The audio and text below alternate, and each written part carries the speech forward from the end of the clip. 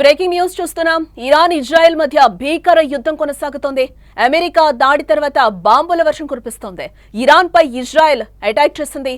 Iran లోని కెర్మాన్ షా దాడికి Israel దిగినట్లుగా తెలుస్తోంది. 20 ఎయిర్ ఫోర్స్ ఫైటర్ జెట్స్ తో ఈ దాడులు చేస్తుంది. 30కి పైగా బాంబులు ప్రయోగించింది. అంతకంటే ముందు ఇజ్రాయెల్ పై ఇరాన్ దాడి చేసిన విషయం మనకు తెలిసిందే. టెల్ అవీవ్, జెరూసలేంపై మిసైల్స్ తో దాడులు చేసింది. టెల్ అవీవ్ లో అనేక భవనాలు నేలమట్టమయ్యాయి. అమెరికా దాడి తర్వాత మరింత ముదిరింది వారని చెప్పుకోవచ్చు.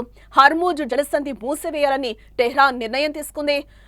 అమెరికా ఆర్మీ టార్గెట్ గా ఇరాన్ అడుగులు వేస్తున్నట్టుగా మనకి సమాచారం అందుతోంది.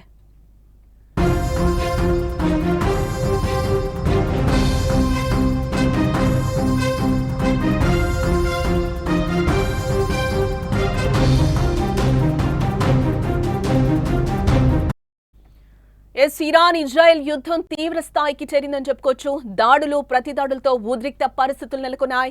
ఇరాన్ లో 3 అణు కేంద్రాలపై అమెరికా దాడి తర్వాత 2 దేశాలు బాంబుల వర్షం కురిపించుకుంటున్నాయి.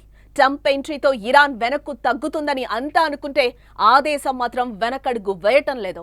అమెరికా దాడి చేసిన గంటల్లోనే ప్రతీకారంగా ఇజ్రాయెల్ పై ఇరాన్ మిసైల్స్ తో విరుచుకుపడింది. ఒకసారిగా టెల్ అవీవ్, జెరూసలేం నగరాలపై భీకర దాడులు చేసింది. ఇరాన్ దాడుల్లో అనేక నగరాలు నేలమట్టమయ్యాయి. ఇరాన్ దాడులకు కౌంటర్ గా ఇజ్రాయెల్ కూడా రివెంజ్ అటాక్ చేసింది. ఇజ్రాయెల్ యుద్ధ విమానాలు పశ్చిమ ఇరాన్లోని సైనిక స్థావరాలే లక్ష్యంగా దాడులకు తెగబడింది. ఇరాన్లోని కెర్మాన్ షా టార్గెట్ గా ఇజ్రాయెల్ ఈ దాడులు చేసింది. 20 ఎయిర్ ఫోర్స్ ఫైటర్ జెట్స్ తో దాడులు చేశామని 30కి పైగా బాంబులు ప్రయోగించినట్టుగా తెలిపింది. తమ దేశ భూభాగంపై దాడి కోసం క్షిపణులు నిల్వ చేసిన స్థావరాలపై అటాక్ చేసినట్టుగా పేర్కొంది. ఇటు మరోవైపు అమెరికాపై తీవ్ర కోపంగా ఉన్న ఇరాన్ అగ్రరాజ్యానికి గట్టిగా బుద్ధి చెప్పేందుకు సిద్ధమవుతోంది. అమెరికా ఆర్మీని టార్గెట్ చేసేందుకు సిద్ధమవుతోంది. మిడిల్ ఈస్ట్ లో దాదాపు 50,000 మంది అమెరికా సైన్యం ఉంది. ఇరాక్ లోని అల్ అసద్ మరియు అర్బిల్ వైమానిక స్థావరాలతో సహా వివిధ స్థావరాల్లో అమెరికా దళాలున్నాయి. దీంతో అమెరికా ఇప్పటికే అప్రమత్తమైంది.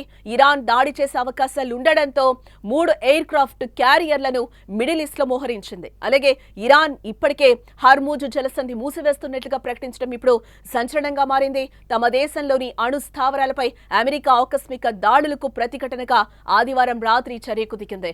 మూసివేత నిర్ణయానికి ఇరాన్ పార్లమెంట్ కూడా ఏకగ్రీవ ఆమోదం తెలిపినట్లుగా తెలుస్తుంది. హర్మూజ్ జలసంధి మూసివేత జరిగితే ప్రపంచవ్యాప్తంగా చమురు, గ్యాస్ సరఫరాలపై తీవ్ర ఆటంకం వాటిల్లుతుంది.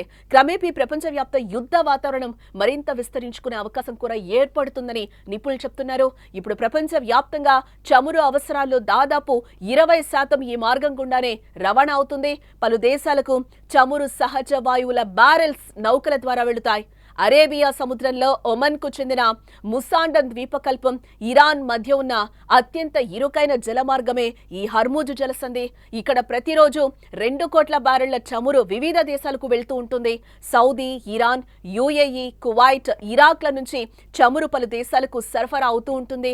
భారత్ విషయానికి వస్తే ఇక విదేశాల నుంచి వచ్చే ముడి చమురుల్లో 40% హర్మూజ్ జలసంధి ద్వారానే వస్తుంది. ఒకవేళ హర్మూజ్ జలసంధిని ఇరాన్ మూసివేస్తే భారత్ తన 74 రోజుల నిల్వలను తగ్గించుకోవాల్సిన పరిస్థితి ఏర్పడుతుందని చెప్తున్నారు. తాజా పరిణామాలు ప్రపంచవ్యాప్తంగా తీవ్ర ఆందోళన కలిగిస్తున్న పరిస్థితి కనిపిస్తున్నాయి. ఈ నేపథ్యంలో ప్రధాని మోదీ ఆదివారం ఇరాన్ అధ్యక్షుడితో ఫోన్లో మాట్లాడారు.